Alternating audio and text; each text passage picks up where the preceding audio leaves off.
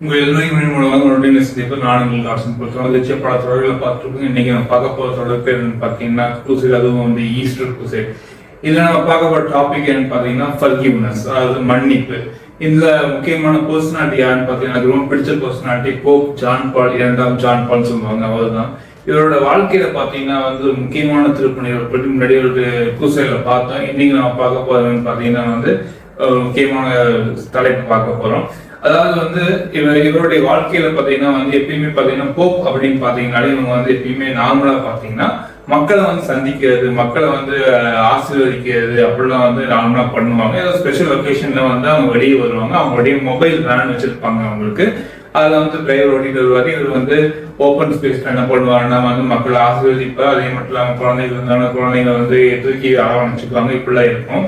அதே போல பாத்தீங்கன்னா அன்னைக்கு வந்து ஜான் பால் த போப் என்ன பண்றாங்க, செகண்ட் ஜான் பால் என்ன பண்றாரு, அதே மாதிரி வர மொபைல் வேன்ல வந்துட்டு இருக்காரு. மக்களுக்கு ஒரே ஆரவாரம் உற்சாகம். ஏன்னா எப்பயுமே பால்கனில இருந்தா போப்புலாம் வந்து பேசுவாங்க. அவரை கீழே வராது வந்து நம்மள எல்லாம் வந்து பார்க்கறாருங்கும் போது மக்களுக்கு ஒரு உற்சாகம், போப்புக்கு அது இல்லாம அவருக்கு வந்து ரொம்ப உற்சாகம். ஏன்னா இவர் வந்து நல்ல ஒரு பர்சனாலிட்டிங்க. ஆனா இவருக்கு வந்து மக்களை சந்திக்கிறது ரொம்ப உற்சாகமா இருக்கிறவர். இப்படிப்பட்ட சூழ்நிலை வந்து மக்களை வந்து சந்திக்கிறாரு, அங்க வந்து மக்களை ஆசீர்வதிக்கிறாரு, மக்களோட அந்த குழந்தைகளை வந்து நம்மளே அரவணைச்சுக்கிறாரு. இப்படி போயிட்டு இருக்கிற தருணத்துல ஒரு ஆக்ட் மூமெண்ட்டா போயிட்டு டக்குன்னு பாத்தீங்கன்னா ஒரு கன்ஷாட் என்ன பண்ணாங்க, ஸ்ட்ரெயிட்டா வந்து இவருடைய அப்டமன், இவருடைய வயிற்று பகுதியில வந்து இந்த கன்னு வந்து சுடப்படுது. அதே மாதிரி பாத்தீங்கன்னா அடுத்தது 3 கன்ஷாட் திரும்பி வருதுங்க. அந்த 3 கன்ஷாட் என்ன ஆகுதுன்னு பாத்தீங்கன்னா வந்து இன்னொரு கன்ஷாட் என்ன ஆகுதுன்னா இவருடைய வயிற்று பகுதியில் திரும்பி சுடப்படுது. அதே மாதிரி பாத்தீங்கன்னா அதுக்கு அவருக்கு பின்னாடி இருந்த 2 பேருக்கு வந்து அதே மாதிரி வெளியே அந்த மக்களுக்கு வந்து 2 பேருக்கு வந்து அதே மாதிரி அவங்களுக்கு வந்து அந்த கன்ஷாட் வந்து படுது. என்ன ஏதுன்னு சொல்லி பாக்குறதுக்குள்ள ஒரே பரபரப்பா போயிருந்த இடமே. எல்லா மக்களும் பதில என்ன பண்ணாங்கன்னா ஒரு வியப்புல இன்னும் சொல்ல போனாங்க திகில்ல வந்து ஓடிக்கொண்டிருக்காங்க. எங்க என்ன பண்ண தெரியாம. அதே மாதிரி பாத்தீங்கன்னா இட்டாலியன் போலீஸ் என்ன பண்ணுங்க வந்து போப் ஜான் பால் வந்து ஹாஸ்பிட்டல் கொண்டு போக ரெடி பண்ணிட்டு இருக்காங்க. அதே மாதிரி பாத்தீங்கன்னா அந்த வேன் எல்லாம் வந்து பிளட் ஷெட் ஆகுது.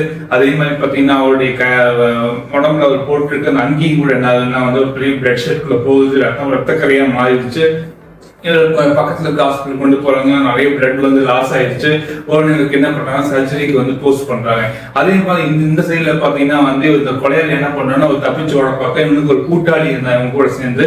அந்த கொலையாளி தப்பிச்சு ஓடுமா என்ன பண்ணா ஒரு கன்னியாஸ்திரி என்ன பண்றாங்கன்னா மடக்கி பிடிச்ச அவனை என்ன பண்ணிடுறாங்க, கீழே இது பண்ணிடுறாங்க. அவனை வந்து ஓடி போக முடியும். அவனும் ட்ரை பண்றான். அப்புறம் என்ன பண்றாங்க, துப்பாக்கி தூக்கி போட்டுறான் அந்த சைடு. அதுக்குள்ள போலீஸ் வந்து அவனை என்ன பண்ணிடுறாங்கன்னா பிடிச்சிட்டு போயிடுறாங்க. இவன் வந்து என்ன பண்றான்னு பாத்தீங்கன்னா வந்து போலீஸ் பிடிச்சிட்டு போற பிறகு அந்த சர்ஜரி போயிட்டு இருக்க ஜான் பால் அவருக்கு. அதே மாதிரி இந்த சைடு பாத்தீங்கன்னா வந்து ஒரு இன்வெஸ்டிகேஷன் போயிட்டு இருக்குது. யாரு இவன் சொல்லி எல்லாம் தெரியிட்டு இருக்காங்க. அப்பதான் அவன் சொல்றான் அவன் துருக்கி நாட்டுக்கானவன். அந்த துருக்கி நாட்டுல இருந்து பண்ணிருக்கான இங்க வந்திருக்கான். எப்படி பாத்தீங்கன்னா அங்கேயே இருக்கும்போது ஒரு கொலையை பண்ணியிருக்கான். அவனும் கூட இருந்தவனும் ஒரு ஜேர்னலிஸ்ட் வந்து கொலை பண்ணியிருக்காங்க. அதனால என்ன பண்ணிருக்காங்க, மிலிட்டரி ஜெயில வந்து தூக்கி போட்டிருக்காங்க. அப்புறம் அங்கிருந்து எஸ்கேப் என்ன பண்ணிருக்காங்க, ரோமுக்கு வந்து இங்க வந்து இவரை வந்து கொலை பண்ண வந்திருக்கான். அது சென்ட் பீட்டர்ஸ் பெசலிக்கால இருக்கிற நம்ம போப் ஜான் பால். அப்ப இவனுக்கு என்ன சொல்றாங்கன்னா வந்து 2 விதமான விஷயங்கள் வந்து காரணம் காட்டுறாங்க. எப்படிப்பட்டதுன்னா வந்து இவன் வந்து ஒரு ட்ரூவான ஸ்டேட்மெண்ட் கொடுக்கல, நிறைய முன்னுக்கு பின்னாக பேசினதுதான் வந்து நிறைய விஷயங்கள் இருக்குங்கிறாங்க. இவன் என்ன சொல்லியிருக்கான்னு பாத்தீங்கன்னா வந்து போப்பு தான் வந்து சிலுவை போர்களுக்கு காரணம், அதனால ஒரு கொலை பண்ணவன்னு சொன்னா. அதுக்கப்புறம் என்ன சொல்றானா வந்து இது மாதிரி பல்கேரியன் ஆர்மி அவங்க மிலிட்டரி ஒரு ஆள் வந்து இவரை வந்து கொல்றதுக்கு வந்து ஹெல்ப் பண்ணாங்க. அவர் எங்களுக்கு வந்து இது வந்து கொடுத்தாரு, நீங்க கொலை பண்ணிட்டு வாங்க, நான் அவங்களை காப்பாற்றுங்க பேசியிருக்காங்கன்னு சொல்லி இந்த மாதிரி 2 விதமான காரணங்கள் வந்து சுட்டி காட்டப்படுகிறது. அது எது உண்மை இன்னைக்கு வரைக்கும் வந்து போல தெளிவா தெரியல.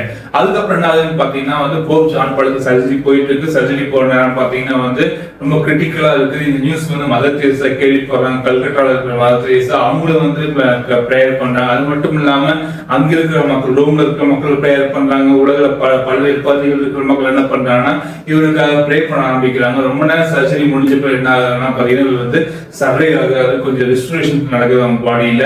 அதுக்கப்புறம் பாத்தீங்கன்னா கொஞ்ச நாளுக்கு அப்புறம் திரும்பி இதே மாதிரி வாழ்க்கையில வந்து என்ன பண்றாங்க, பேசின வார்த்தைகள் ரொம்ப முக்கியமா பார்க்கப்படுகிறது. நான் அந்த மனுஷனுக்காக ப்ரே பண்ணேன், சுற்றவனுக்காக அவனை நான் மன்னிக்கிறேன்னு சொல்றாரு. ஒரு பெரிய ஹிஸ்டாரிக்கல் ரிமார்க்கபிள் ஸ்டேட்மெண்ட் ஸ்டேட்மெண்ட்டுங்க. தன்னை கொன்னனுக்காக கொல்லணும்னு நினைச்சவங்க வந்து என்ன பண்றாரு, மன்னிக்கிறேன்னு சொன்னது வந்து ஒரு பெரிய ஒரு தேவனுடைய அன்பு வந்து வெளிப்படுச்சு அன்னைக்கு. அதே மாதிரி பாத்தீங்கன்னா கொஞ்சம் நாட்களுக்கு கடந்து போகிறது. அதே மாதிரி இவர் என்ன பண்றாரு, நேரா போய் அவனை போய் பாக்குறாரு. நேரா போய் பார்த்து அவனுக்கு மன்னிப்பு கொடுக்குறாரு. நான் மன்னிச்சுட்டேன்னு சொல்றாரு. அதே மாதிரி அந்த அவனும் வந்து குற்றம் வாழ்றான். அதுக்கப்புறம் என்ன பண்றாங்கன்னா, இவர் மன்னிச்சதுனால ரோம்ல இருந்து சிறையில இருந்து அவன் என்ன பண்ண திரும்பி துருக்கி நாட்டுக்கு வந்து டிரான்ஸ்பர் பண்ணிடுறாங்க. அதே மாதிரி தாங்க இயேசு கிறிஸ்துவ சிலுவையில் அடிக்கிறாங்க, ஆணையில் அடிக்கிறாங்க. ரெண்டு காலில் சேர்த்து ஒரு ஆணை அடிக்கிறாங்க, கைகள் ஆணை அடிக்கிறாங்க.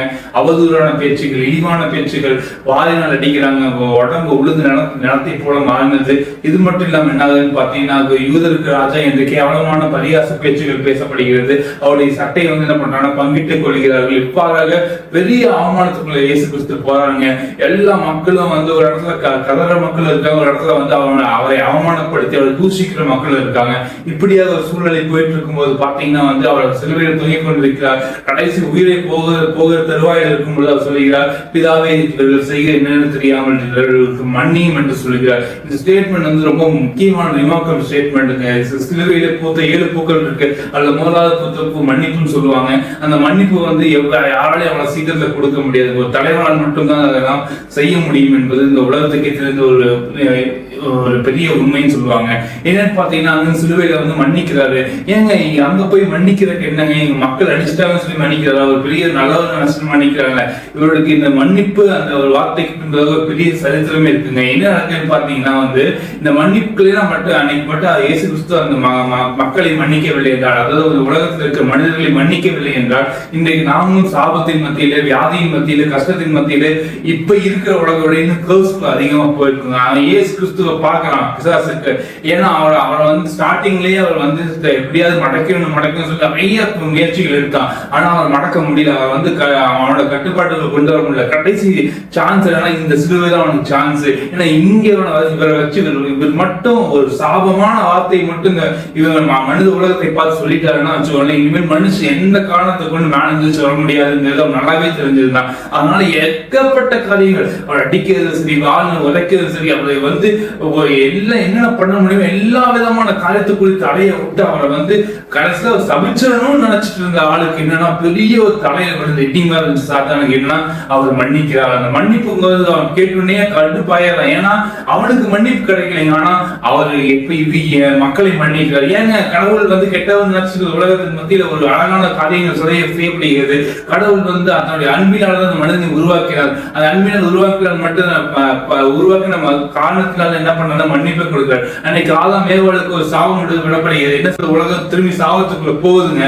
பெரிய சாபத்துக்கு அதுக்கு சாபம் நன்றி, மரணம் நன்றி, வியாதி நன்றி தெரியாத உலகத்துக்குள்ள பெரிய ஒரு இக்கட்டான சூழ்நிலை பிறக்க ஆரம்பிக்கிறார். அப்பொழுது வலுசற்பத்தை பார்த்து கடவுள் சொல்கிறார், உண்பத்துக்கும் மௌனத்துக்கும் ஒரு பகையை உண்டாக்குவேன், நீ அவருடைய குதிங்கால நசுக்குவேன், அவருடைய தலையை நசுக்குவேன் என்ற வாக்குத்தின்படி என்ன ஆகுதுன்னு பாத்தீங்கன்னா இவன் அவரோட குதிங்கால தான் நசுட்டு. ஆனா அவர் என்ன பண்ணா, மன்னிப்பு என்கிற பெரிய வார்த்தையினால என்ன பண்ணா அவருடைய தலையை நசுக்கி விட்டார். இந்த மன்னிப்பு வந்து அவ்வளவு சீக்கிரத்துல கிடைக்கல. ஏன் கிடைக்கல? ஏன் அன்னைக்கு மன்னிச்சிருக்கலாம், எதிர்காலத்தையும் மன்னிச்சிருக்கலாம்னு நம்ம நினைப்போம். அவன் உண்மையை மன்னிச்சிருக்கலாம். ஆனா என்னன்னா பாவம் என்ன பண்ணுச்சுன்னா வந்து ஆதாமுடைய கண்களையும் ஏவாளுடைய கண்களையும் வந்து மறைத்து விட்டது. கடவுளுடைய மகிமை இறந்தவர்களுக்கு தெரியாம என்ன பண்ணானா அவங்க நின்று இருக்காங்க. அப்படிப்பட்ட உலகத்துல என்ன பண்ணாங்க, தன்னைக்கு மாத்தி சொல்லிட்டு இருக்காங்க. அவங்களே நினைச்சுக்கலாம் நாங்களும் சுத்தமானவங்க தான், இவங்களாலதான் நான் கெட்டு போனேன், அவனால கெட்டு போனேன்னு சொல்லி அந்த குறையை தங்கள் மேல ஏற்றுக்கொள்ளாமல் தங்களுக்கு பதிலாக மற்றவர்களை கை காட்டி கொண்டிருந்த காரணத்துல என்ன ஆச்சுன்னா வந்து இவங்களோட சுயநீதி என்ன பண்ணுச்சுன்னா வந்து இவங்களுடைய பாவத்தை காமிக்காமல் போய்விட்டது. இந்த பாவத்தை காமிக்கணுமே சொல்லிட்டு கடவுள் என்ன பண்ணார், நியாயப்பிரமாணம் என்ற ஒரு 10 கட்டளைகளை கொடுத்து அதை மோசையின் மூலியமா மக்களுக்கு கொடுக்கிறார். அந்த 10 கட்டளை என்னத்தை காண்பித்தது என்றால், நியாயப்பிரமாணம் என்னத்தை காண்பித்தது என்றால், அப்பா நீ வந்து பாவமான மனுஷன் என்பதை காமிக்கிறதுக்கு தான் நியாயப்பிரமாணத்தை கொடுத்தாரு. அந்த நியாயப்பிரமாணம் என்ன பண்ணுச்சுன்னா மனுஷனா அவனை குற்ற உணர்ச்சிக்குள்ளே கொண்டு போனது.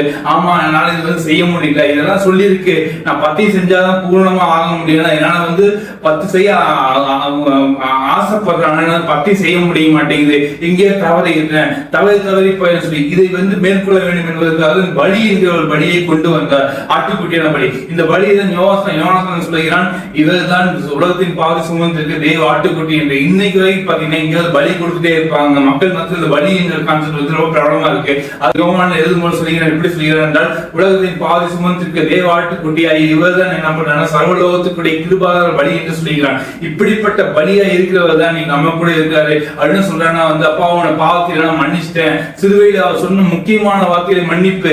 ஏன்னா அவ்வளவு பெரிய காரியத்தின் மத்தியிலுமே மன்னிக்கிறார் என்றால் அப்ப நீங்க அந்த மன்னிப்புடைய வேல்யூவை பார்த்துக்கோங்க.